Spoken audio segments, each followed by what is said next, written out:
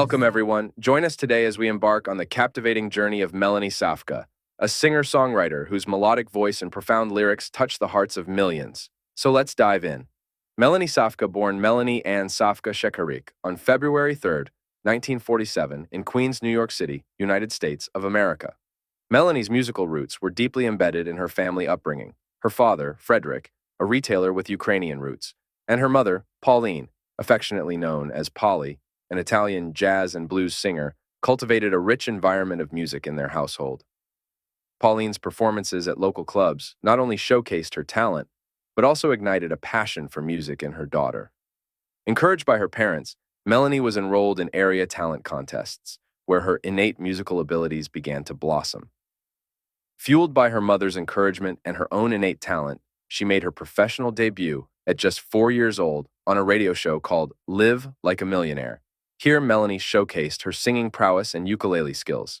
Growing up in southern Long Branch, New Jersey, she faced challenges fitting in and eventually ran away to California before returning to complete her education at Red Bank High School. Despite her mother's blues influence, Melanie found herself drawn to the vibrant folk scene of New York, inspired by the music of artists like Pete Seeger and Woody Guthrie. Singing at local clubs from the age of 16, Melanie honed her craft, performing for hours on end for a modest fee. While she briefly pursued acting studies at the New York Academy of Dramatic Arts, her true passion remained in music, and she continued to enchant audiences in the folk clubs of Greenwich Village. Despite her struggles in the acting world, Melanie's musical journey was just beginning. Melanie signed with a music publishing company and was assigned to producer Peter Shekarik, whom she later married. Her musical journey took a significant turn when she signed with Columbia Records in 1967, marking the beginning of her professional recording career. However, her dissatisfaction with the label led her to switch to Buddha Records, where she found her first taste of chart success in Europe with the 1969 hit Bobo's Party, reaching #1 in France. This newfound popularity across the Atlantic led to appearances on esteemed European television programs like Beat Club in West Germany. Melanie's debut album, Born to Be, featuring the smash hit Look What They've Done to My Song Ma, garnered positive reviews, with Billboard praising her voice as wise beyond her years and heralding her as a new talent to watch.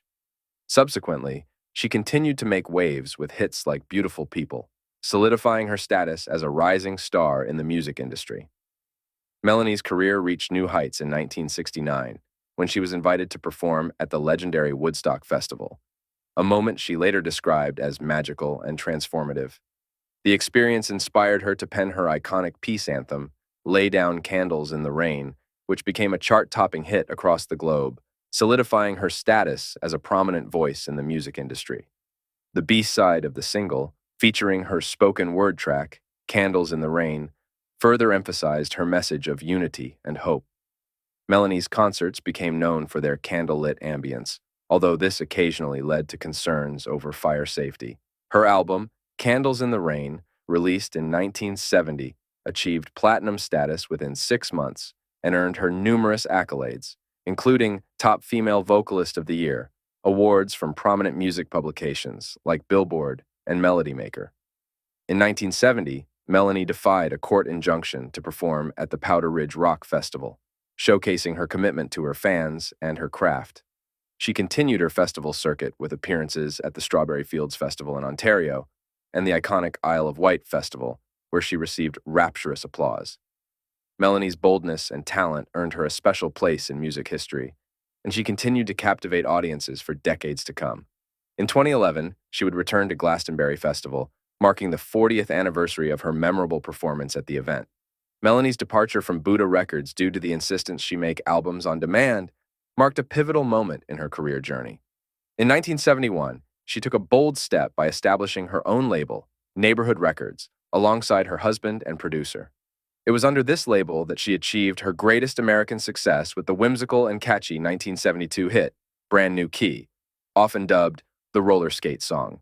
Despite its initial controversy due to perceived sexual innuendo, song soared to the top of the charts, selling over 3 million copies globally and even making its way into the soundtrack of the acclaimed film Boogie Nights years later. Melanie's subsequent releases, including the Nickel song and Ring the Living Bell, further solidified her status as a chart-topping sensation. Her groundbreaking achievement of having 3 simultaneous top 40 hits showcased her pioneering spirit and enduring impact on the music industry.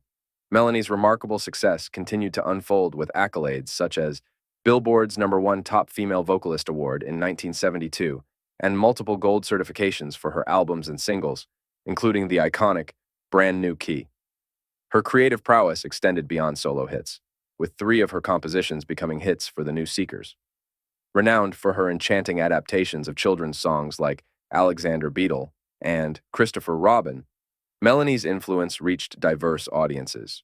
In a demonstration of her altruistic spirit, she became an official UNICEF ambassador in 1972, prioritizing fundraising efforts over a world tour.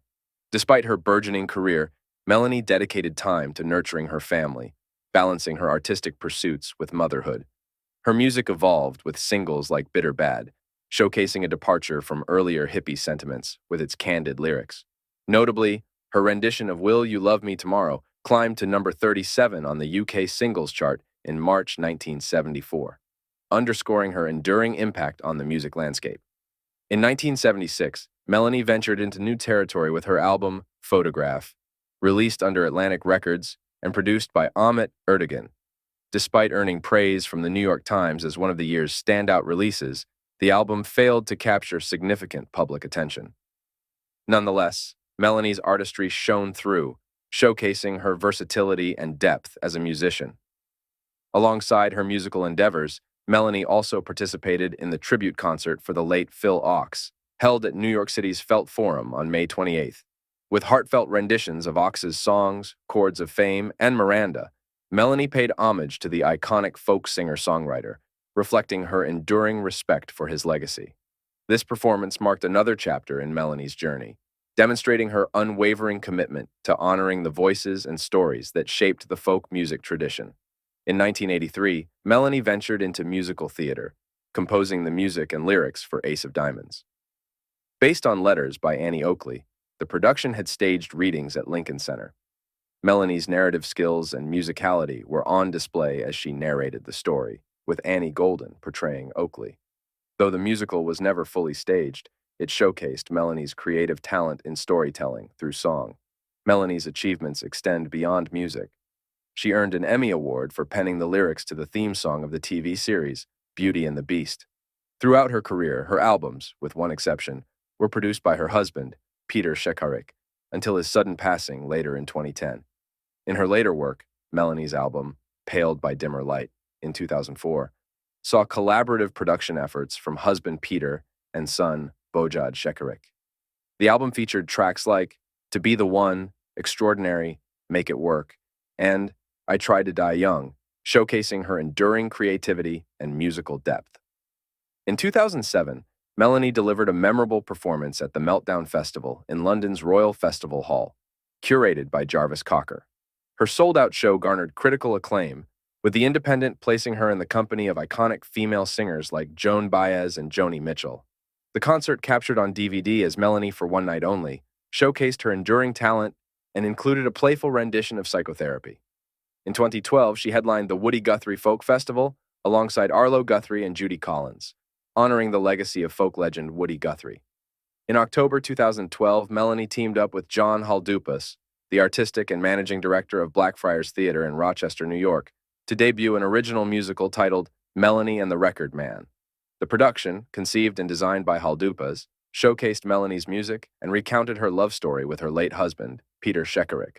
Melanie not only performed in the musical, but also served as its narrator. The show depicted their journey of meeting, falling in love, and collaborating on her music. Then, in June 2014, Melanie embarked on her first tour of Australia since 1977. In April 2015, Melanie was honored with induction into Red Bank Regional's Distinguished Alumni Hall of Fame. Later that year, she received the Sandy Hosey Lifetime Achievement Award at the Artists Music Guild's 2015 AMG Heritage Awards. Melanie also graced the stage for the BBC's Jules' annual Hootenanny on New Year's Eve 2019. Additionally, in July 2023, she was featured in an interview for the No Good Music podcast. Tragically, at the time of her passing in 2024, Melanie was in the midst of working on a covers album titled Secondhand Smoke. Personally, Melanie tied the knot with record producer Peter Shekarak in 1968 Together, they welcomed three children, Layla in 1973, Jordy in 1975, and Bo Jared in 1980. Keeping the musical flame alive, all three children followed in their mother's footsteps as musicians. Bo Jared, a guitarist, accompanied Melanie on tour, carrying forward the family's musical tradition. Even at a young age, Layla and Jordy displayed their musical talents by releasing a cover of There's No One Quite Like Grandma, which made waves in Canada, reaching number 27 on the charts. The family faced a profound loss when Peter Shekerick passed away in 2010. Sadly, on January 23, 2024, Melanie, who had been living in the Nashville metropolitan area, passed away at the age of 76. The cause of her death remains undisclosed, although her representatives referenced an illness in their statement. She was laid to rest at Larkspur Conservation at Taylor Hollow in Westmoreland, Tennessee. And there you have it. As we reflect on Melanie's remarkable life and enduring legacy, her timeless songs continue to resonate with listeners around the world. Though she may be gone, her spirit lives on through the beauty of her music, inspiring future generations to embrace love, peace, and harmony. Thank you for watching. Don't forget to like and subscribe for more videos just like this. Take care and bye for now.